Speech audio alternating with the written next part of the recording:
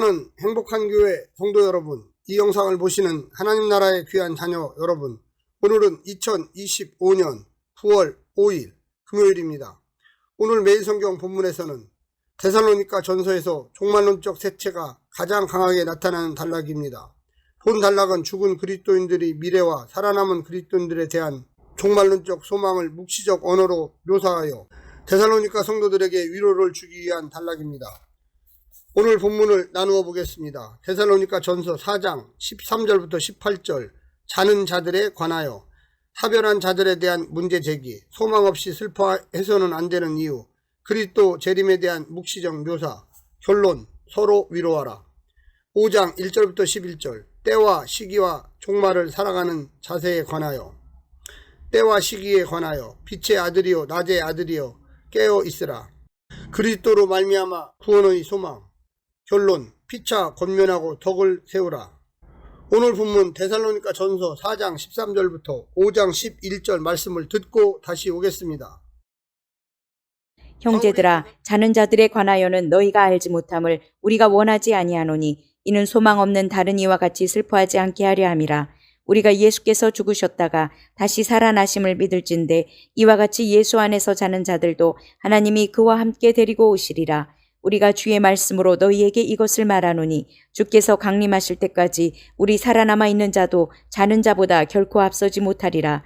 주께서 호령과 천사장의 소리와 하나님의 나팔 소리로 친히 하늘로부터 강림하시리니 그리스도 안에서 죽은 자들이 먼저 일어나고 그 후에 우리 살아남은 자들도 그들과 함께 구름 속으로 끌어올려 공중에서 주를 영접하게 하시리니 그리하여 우리가 항상 주와 함께 있으리라.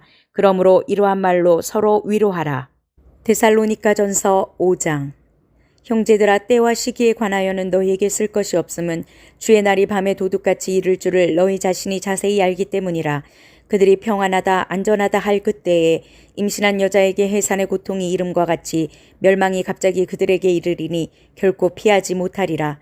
형제들아, 너희는 어둠에 있지 아니하매 그날이 도둑같이 너희에게 임하지 못하리니 너희는 다 빛의 아들이요 낮의 아들이라. 우리가 밤이나 어둠에 속하지 아니하나니 그러므로 우리는 다른 이들과 같이 자지 말고 오직 깨어 정신을 차릴지라.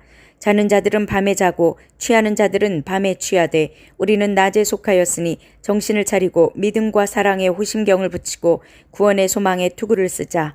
하나님이 우리를 세우심은 노하심에 이르게 하심이 아니요 오직 우리 주 예수 그리스도로 말미암아 구원을 받게 하심이라.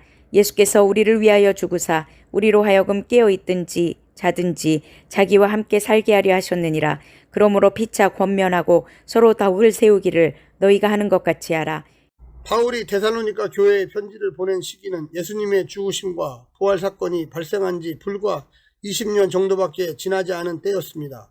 이때 그리스도인들은 오늘날의 그리스도인들보다 그리스도의 재림에 대한 열망이 더 간절했고 이에 대한 여러 가지 질문들을 가지고 있었을 것입니다.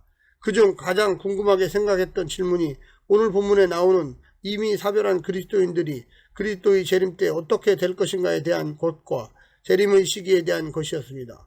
바울은 아마도 데살로니가 교회 성도들로부터 이 두 가지 질문을 이미 받았던 것으로 보이고 이에 대하여 본 단락에서 설명해 주기 시작하는데 이는 데살로니가 성도들의 믿음이 부족한 것을 보충해 주기 위한 것이었습니다. 오늘 본문을 세 부분으로 나누어 자세히 설명드리겠습니다. 첫 번째, 소망을 가지고 슬퍼하지 말라. 바울은 데살로니가 교인들이 죽은 성도들에 대하여 슬퍼하는 것에 대해서 권면합니다.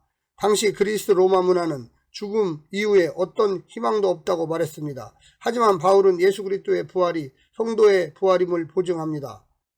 예수 안에서 죽은 자들은 부활할 것이며 부활의 소망을 가진 자들입니다. 그리스도인은 예수 그리스도 안에서 죽음을 이기고 살아나셨기에 그리스도 안에 있음에 그리스도인들은 예수 그리스도께서 죽음을 이기고 살아나셨기에 그리스도 안에 있음과 소망과 회복, 영원한 영광이 기다리고 있음을 소망하며 믿음으로 현실 너머를 바라보아야만 하겠습니다.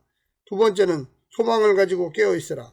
바울은 데살로니가 교회 성도들이 때와 시기에 집착하는 경향이 있음을 지적하며 주의 날은 밤에 도적같이 올 것이며 그 시기를 계산하거나 예측하려는 시도는 어리석다고 경계합니다. 종말의 시기를 알아내는 것이 중요한 것이 아니라 언제든 부끄럽지 않도록 준비하는 삶을 사는 것이 더욱 중요하다고 강조합니다. 그리스도인은 빛의 자녀로서 세상의 어둠에 휩쓸리지 않고 깨어 있어야 합니다. 여러 염려, 세상의 유혹, 물질주의적 가치관이 교회를 잠들게 만들었습니다. 그러나 그리스도인은 영적으로 굳건히 무장하여 주님을 향한 소망을 품고 깨어 살아 있어야만 하겠습니다. 마지막 세 번째는 소망을 가지고 위로하라. 바울은 데살로니가 교회 공동체가 서로 위로하라고 권면합니다.